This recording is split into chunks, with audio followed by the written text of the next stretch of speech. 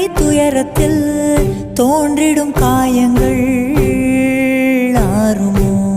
அன்பையும் பண்பையும் அறிந்திடும் ஒரு மனம் வெறுப்பிலும் சினத்திலும் வாழுமோ?